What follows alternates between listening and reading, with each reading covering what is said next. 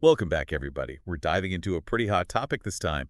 Is Google trying to silence conservative voices? Yeah, I think that's the question everyone's asking these days. We've got lawsuits, investigations, you name it. It's a mess. So, Missouri Attorney General Andrew Bailey, he's been making some pretty serious claims, right, about Google burying conservative content. Oh, yeah, he's going all in on this. He's saying Google's tweaking their algorithms to push certain narratives. Interesting. And, he's even talking about subpoenas. Wants to get his hands on how those algorithms actually work. Whoa, subpoenas. Yeah. So what's he using as evidence? Got any examples? Well, his spokesperson actually claimed that some conservative news articles were like way back on page 11 of the search results. Oh, come on, page 11. Nobody's going that far back. Right. It's basically digital exile. Yeah, totally. So Bailey's saying this is like basically silencing those viewpoints. That's his argument. He's saying Google's limiting their reach and, hey, maybe even swaying elections in the process. Okay, that's pretty heavy stuff. And of course, we got to talk about Trump, right? He's been super vocal about this whole thing, too. Yeah, he hasn't exactly been quiet about it. He's accusing Google of, well, the usual. Promoting the bad stuff about him, burying the good stuff about Kamala Harris. Yeah, sounds about right. And, it's all part of his whole thing with big tech, right? Always battling it out. Always. He even said he'd go after Google if he gets back in office. Yeah, threatened to prosecute them. Big talk. Okay, so Bailey, Trump, they're all pointing fingers. What's Google's side of the story? Well, they're denying everything, obviously, saying their search engine is totally neutral, no political bias whatsoever. So, like, their algorithms are just robots doing their thing, no slant, just pure relevance? Basically. Google's saying it's all about finding the most relevant results, super complicated, tons of factors. They even mention some independent studies that back them up, supposedly, show their search results are unbiased. Studies, huh? Do we know anything about those? Like, who did them, what they actually found? Yeah, that's the thing. They're pretty vague about the details. So it's kind of like, trust us, right? A little hard to do when you're, well, Google. Right. I mean, they're huge companies, so much power. It's hard not to be a little skeptical. Yeah, you're not wrong. All right, so we got Bailey, Trump, Google, but there are other voices out there too, right? Like that Media Research Center. Oh, yeah, that's a conservative watchdog group. They've been pretty loud about this whole thing. Right, claiming Google's stuffing search results with left-leaning news. Yep, making it harder to find other viewpoints, they say. And, it plays into this whole idea that big tech is out to get conservatives. Which has fueled, like, a ton of distrust. And lawsuits. Didn't the RNC sue Google over their Gmail spam filter? They did. They were saying Gmail was unfairly flagging their fundraising emails as spam. Really? Yeah, which could hurt their fundraising, obviously. Interesting. And that case got into some pretty interesting legal territory. Because of Section 230? That whole online content protection thing? Exactly. That's the one. It's been at the center of so much debate. Remind me how that works again. Well, basically it says platforms like Google aren't responsible for what users post right away. Okay. So they can't be sued for it. Pretty much. And Google said, look, the spam filter, that's just us managing our platform, not censorship. So the judge bought that? Yep. Case dismissed. Wow. So even if the emails were getting flagged, they were in the clear. It seems that way, yeah. And it shows how complicated all this is, legally speaking. Yeah, lots of gray area. Okay, but what about free speech? Where does the First Amendment come into play here? Right, the big question. And that's where things get tricky. Because it's not really about the government censoring anyone, right? It's a private company. You got it. The First Amendment, it mostly applies to the government, not Google. So even if Google is messing with search results to favor certain views, not a First Amendment issue. Not directly, no. And this has actually been tested in court. Oh, really? Yeah, back in 2020, the Ninth Circuit Court of Appeals, they ruled that YouTube... Google owns YouTube, right? Yep. So the court said, despite how huge it is, YouTube's a private forum, not public. Interesting. So it's not bound by the same free speech rules as, say, the government. Wow, that's kind of a big deal. I mean, it feels like a public space, right? Where you share ideas and stuff. Totally. But legally, it's a private entity. They get to make their own rules. So that's why this is all so messy, huh?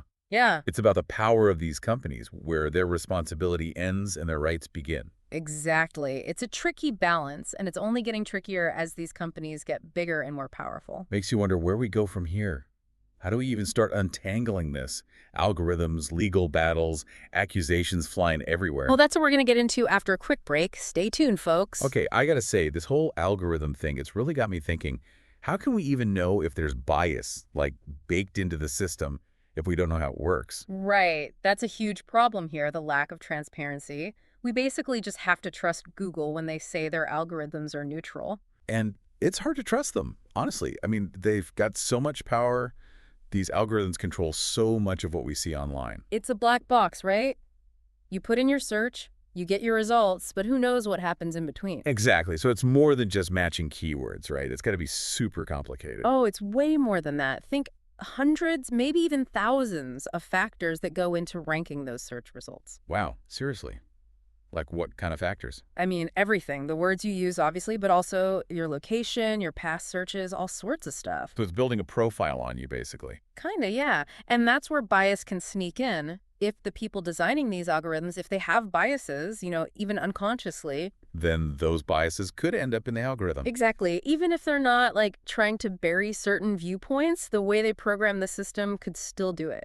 And that's what? Algorithmic bias. Bingo. And it's a big problem. We rely on these algorithms for so much these days, it's scary to think about how they might be shaping our views without us even realizing it. Yeah, that's kind of creepy. So what can we even do about it? Like, can we make these things more transparent? Well, some people are saying we need more government oversight, Hmm. like regulations to make sure these algorithms are fair. Hmm. But wouldn't that, like, step on Google's toes? I mean, they have the right to run their platform, right? Plus that whole First Amendment thing. You're hitting on the key issue here. It's a tough balance. We need more transparency, accountability for sure. But we don't want to stifle innovation or free speech either. Yeah, it's complicated. So no easy answers, huh? Definitely not. It's a conversation that's just getting started, really. We're only beginning to understand the impact of these algorithms, ethically, socially. It's like we need new rules for this whole digital world, right? Mm-hmm. Our old laws, our old ways of thinking, they don't really fit anymore. That's a great point. And it's not just about laws either. It's about education, helping people develop the skills they need to navigate this crazy online world. Like how to spot bias, how to think critically about what they're seeing. Exactly. We need to move beyond just passively consuming information. We got to become active participants, critical thinkers. I like that. But honestly, it's hard, right? Mhm. Those people aren't tech experts. This stuff can feel really overwhelming. I hear you. But there are things we can all do, even if we don't know how to code. Start by being aware of your own biases. My own biases. Yeah, we all have them. And they can affect how we see things online. So, like, if I'm already leaning a certain way politically, I might only see the stuff that confirms my views. Exactly. It's called confirmation bias. We tend to seek out information that reinforces what we already believe. So how do I fight that? Awareness is the first step. Once you know you have biases, you can start to question them. Look for information that challenges your views. Listen to people who disagree with you. Easier said than done sometimes. I know, right? But it's so important. If we all just stay in our own little echo chambers, we'll never grow or learn. You're preaching to the choir here. I'm all about diverse perspectives. Me too. It's how we learn, how we evolve. And it's never been more important than it is now in this digital age. Okay, this is making me think we should be teaching this stuff in schools, right? Like digital literacy, how to think critically online, all that. 100%. It's becoming a basic life skill, Yeah. just as important as reading and writing. Right. Like kids need to know how algorithms work, how to spot misinformation, how to have healthy debates online. Absolutely. And it's not just for kids either. Adults need this stuff too. We should all be lifelong learners when it comes to digital literacy. Because it's bigger than just protecting ourselves from fake news, right? It's about creating a better online world. You got it. A world where critical thinking is valued, where we can have respectful discussions even when we disagree. This has been a really eye-opening conversation. We've covered a lot of ground, Yeah. from censorship to algorithms to personal responsibility. And there's still so much to unpack. But I think the main takeaway is that we're not helpless in all of this. We have choices. We have a voice, and we can make a difference. Yeah, I like that. It's empowering. We can choose to be informed, engaged, discerning citizens of this digital world. Exactly. And we can demand better from the companies that control so much of it. Okay, so we've talked about the problems, the challenges, the things that make us want to scream into the void sometimes. Oh, I feel that. But let's end on a positive note. Right. What can we, actively do to make things better, like concrete steps we can take. I'm glad you asked. So where do we even start? I mean, there's just so much information out there, it's easy to get overwhelmed. You're telling me. It's like drinking from a fire hose sometimes. Right. So how do we make sure we're not just getting swept up in the current, how do we become better digital citizens? Well, I think a big part of it is just being skeptical. Like, don't believe everything you read online just because it looks official. Yeah, that's good advice for life in general, I think. Seriously. So, ask questions. Dig a little deeper. Who's writing this? What's their agenda? Are they giving you the whole picture or just the part that fits their narrative? It's like being a detective, right? Yeah. Looking for clues, trying to figure out if someone's trying to pull a fast one. Exactly. And it's not always easy, but it's important. And another thing, learn to separate facts from opinions. Oh, yeah, that's a big one. Huge. Just because someone with a blue check mark says something doesn't mean it's true, right? Right. So we need to, check the sources ourselves. Always. Look for evidence. Look for multiple perspectives.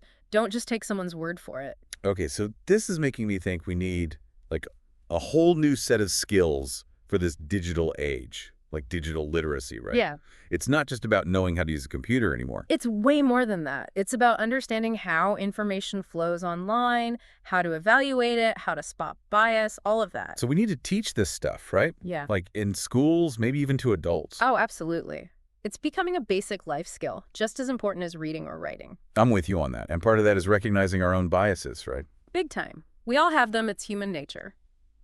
But the key is to be aware of them. Because if we don't, they're just going to, control how we see things without us even realizing it. Exactly. And that's how we get stuck in those echo chambers, only hearing what we want to hear. Yeah. Got to break out of those. So, okay, we got to be skeptical, check our sources, be aware of our biases. What else? Well, I think it's also about being proactive. Like, don't just passively consume information, seek out different perspectives. Even if they make me uncomfortable. Especially if they make you uncomfortable. That's usually when you learn the most, right? True that. And don't be afraid to engage in respectful dialogue, even with people you disagree with. That's a good one. I think sometimes we forget how to, actually talk to each other. Yeah, especially online. Yeah. But it's so important if we can learn to listen, to empathize, to understand where other people are coming from, even if we don't agree with them. I think that's how we start to build a better online world. That's a great goal to strive for. So just to recap, we need to be skeptical, check our sources, be aware of our biases, seek out different perspectives, and engage in respectful dialogue. Did I get it all? You got it. And remember, it's not just about protecting yourself from misinformation. It's about creating a healthier digital space for everyone. Well said. We all have a role to play in this. Absolutely. The future of the internet, it's not set in stone. It's up to us to shape it. This has been an amazing conversation. I feel like I've learned so much. Me too. Thanks for having me. And thanks to all of you for listening. Keep asking those tough questions. Keep challenging the status quo. And let's build a digital world we can all be proud of.